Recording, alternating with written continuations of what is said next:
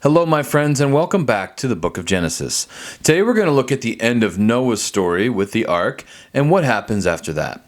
So we pick up today with chapter 8, where Noah and his family are still on the ark. And if you read with us last week or watched the video, whatever, if you're with us, remember that God flooded the earth, but he saved Noah and his family, and he had them build an ark so they could be safe when he flooded the earth. So it's been another 150 days, and God once again separates the waters and the dry land, and the ark came to rest on Mount Ararat. This will be a new beginning for mankind. It'll be a fresh start with the opportunity to leave those sinful and evil ways behind.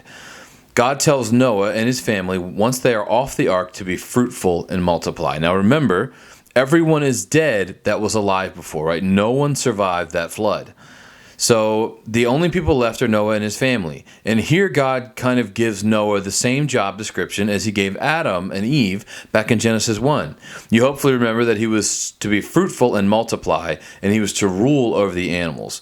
Noah was thankful that God had given him this opportunity, so he makes an offering to the Lord, and it was pleasing to God. It was at this point that God says he will never do this to the earth again. So Pastor Tony Evans, or Dr. Tony Evans, looks at this promise as something even greater.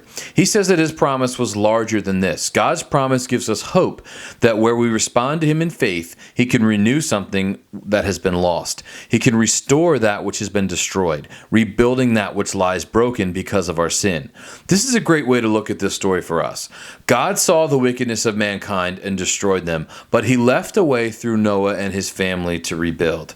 He offers us that same chance to restore our lives after they've been devastated by sin through Jesus' sacrificial death on the cross. So if we look on to chapter 9, God continues to make his new covenant with Noah. He's already said that he won't destroy the earth again and wants Noah and his family to repopulate it. Notice a change has happened here, though. God says now that the animals will fear man, and that wasn't the case before. If you want to know how Noah and his family were able to live on the ark next to these lions and tigers and bears, oh my, all these wild animals as we picture them today, these animals that we probably wouldn't want to walk up to and just try to pet, right? They were able to do that because mankind was able to live in harmony with animals, but now that is no longer the case. After the fall of man and the way God had intended things to go, we're no longer living in God's ideal kingdom for us because of our own sin. So now we are kind of at odds with animals, and animals actually fear humans. So going on in chapter 9, mankind is also now free to eat meat for the first time. The only thing God forbids them to do is to eat animals while they are still alive. That's gross anyway. But in verse 6, he institutes what we consider capital punishment. He said, anyone who takes the life of another man will have his life taken by man. Why? Because humans were uniquely made in the image of God. So killing another man could really be looked at as a direct attack on God. So God then seals his covenant with the rainbow. Now the rainbow has since been taken and rebranded for other causes, we'll say, that we won't get into now. But this is what the rainbow really means. When you see a rainbow, this is what you should think about. It's God's covenant and his reminder that he isn't going to destroy the earth and everything on it, no matter how wicked we get. Sorry. Kind of ironic, though, that the group that has attempted to steal this sign is living in the very wickedness that God destroyed the first time and has destroyed many times over since then. But anyway, that's another topic for another day. At the end of chapter 9, we see the end of the life of Noah. We see an interesting scene here, actually, because he gets drunk and he passes out naked in his tent. And his one son, Canaan, thought it would be funny and told his brothers, who came in and covered himself up, or covered their father up. So what Canaan had done was shameful. So Noah actually curses his son, and prayed that God would make his descendants to be servants to their brothers that had done the right thing, the honorable thing.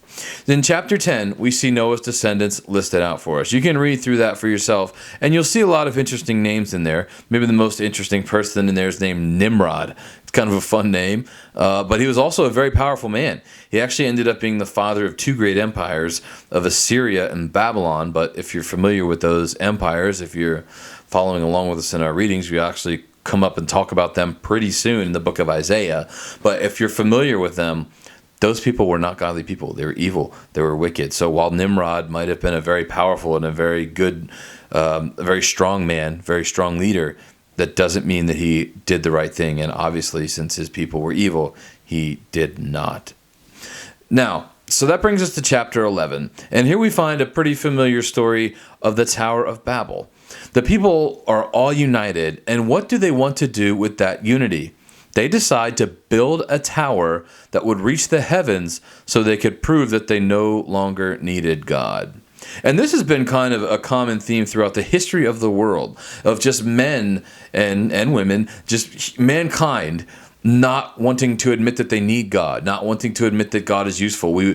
Mankind has wanted to be their own God, okay, in a lot of ways.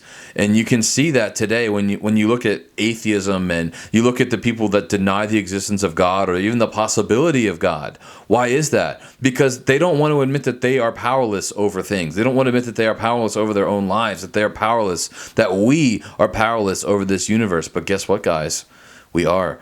God is omnipotent. God is all powerful. He can do everything, and he has done everything. We serve a creator God that plays an active part in the world that we live in today. And these people that were alive at this time had decided, you know what? We don't need God anymore. Let's go ahead and build ourselves a tower to put ourselves on the same level with him. So God saw this. He saw what a stupid idea this was, and he confused their language so that they could no longer communicate. And that's why they called it the Tower of Babel, because they could no longer understand what each other was saying. And then that was the end of that foolish idea. Okay, we're back. Sorry, the battery died on the camera. My bad. So we saw the Tower of Babel, and after the Tower of Babel, you can see the descendants of Shem, and the interesting name that comes up at the end is Terah, who is the father of Abram. And now, if that name is familiar to you, hopefully it is. Abram is the one who will become Abraham, one of the most important characters in the Bible. Terah leaves his relatives and takes Abraham, his wife Sarai, or she will become Sarah, his grandson Lot, another familiar character. We know Lot very well as Abraham's nephew, and they head to the land of Canaan. And that is where we'll pick up this story next week when we read chapters 12 to 15. And before I leave, I will say, Canaan obviously is not, it is eventually going to be the promised land, but it's not a place where God's people are dwelling now. So this man is leaving his family, he's leaving everything he knows, he's leaving these people that are following God and going off on his own to live with people that are not honoring to God, not following God. And we will see how that works out as we continue reading this story. So, as always, I hope this has been helpful, and I'm glad you're still with us, and I look forward to seeing you tomorrow in the book of Joshua.